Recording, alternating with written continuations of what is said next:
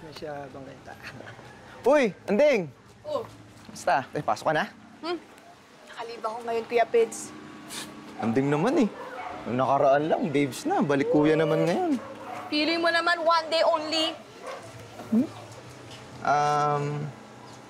Anding, balita ko, naghahanap ka daw ng kapartner sa barangay ah. Available ako.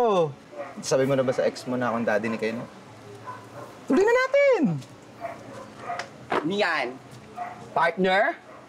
Pictorial?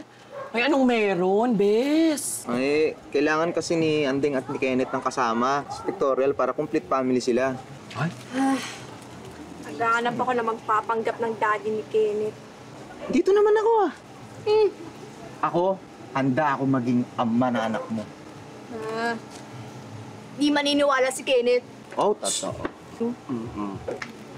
Uy, Naman, bes. baka naman may kakilala ka dyan, oh. Oh, may boylet ka. Sige na. Ay, bes. Anong kala mo sa tatay, bes? Parang damit na pwede mo lang orderin online? Huwag mo na kayang pahirapan yung sarili mo. Alam mo, bes, ipakilala mo na kasi kay Kenneth kung sino talaga yung ama niya. Tsaka, bes, sa palagay mo, titigilan ka no ni Joseph. Ngayon pa na alam kung saan yung bahay mo. And alam mo ba, hindi maniniwala yun na ito, si Peds, asawa mo. Please, mali yun. Doble outs naman yun. Kung makapag-usap naman kayo, parang wala naman ako dito. Di mapigilan ng bibig mo.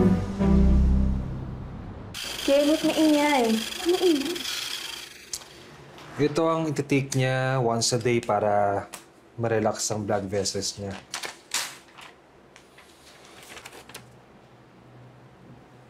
Magiging okay naman yung si Kenneth to. So far, maganda naman ang response ng katawan niya sa medications eh. Pero, hindi ko mapapromise sa'yo na hindi niya kakailanganin ng surgery. Thank you, Doc. Pwede ba akong magbigay ng advice sa'yo? Not as a doctor, but as a friend. Kung ano man ang sitwasyon mo sa tatay ni Kenneth, kailangan mong malaman ang medical history niya.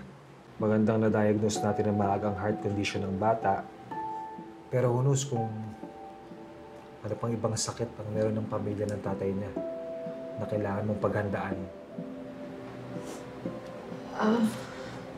Dok. Wala kasi kaming communication ngayon eh. Saka, hindi kami okay ng daddy niya. Hindi naman kayo magbabalikan eh. Wait for Kenneth. Para malayo siya sa peligro.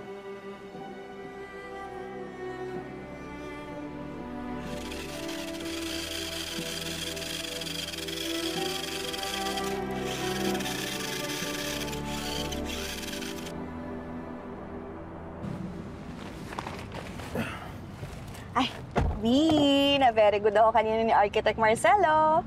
Yung nag-fire sa'yo? Oo. Baka napahamak lang yun sa ginawa niya sa'yo kaya bumabawi. Mukha naman siyang sincere. Tsaka may go signal na nga yung design ko eh. Sinasabi lang niya yun.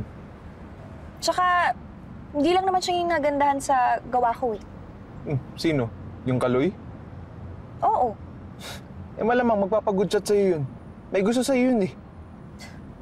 At least, hindi niya ako dinadown. Okay, I'm sorry. Kung insultin mo yung trabaho ko, parang hindi kita boyfriend ah. Hindi kita iniinsulto. Ayoko lang na tinatrato ko nila ng ganun. Ikaw ang masama ang trato sa akin. Suporta lang naman yung kailangan ko sa'yo, yung ina-expect ko sa'yo. Bakit hindi mo magawa?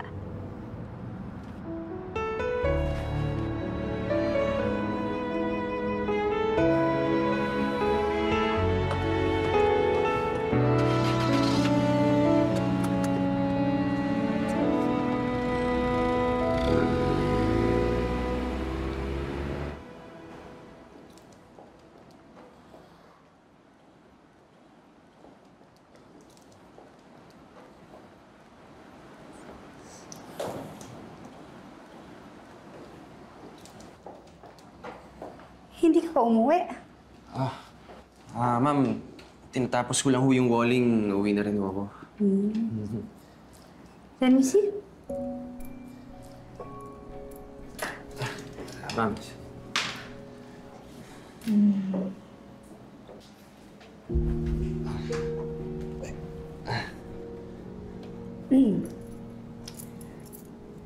I like this. The foundation should be hard. Hard? And stable. Yes, ma'am. Very meticulous ka pala, no? Kapag dating sa details. You must have steady hands. Tignan mo yan. Ito. Gusto ko. Paano mo naisip yan? Ganun. Ikot.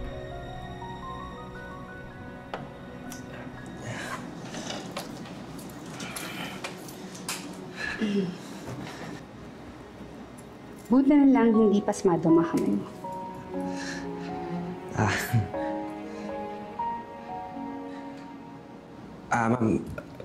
Ma'am, sorry po. Una na po ako. Sorry.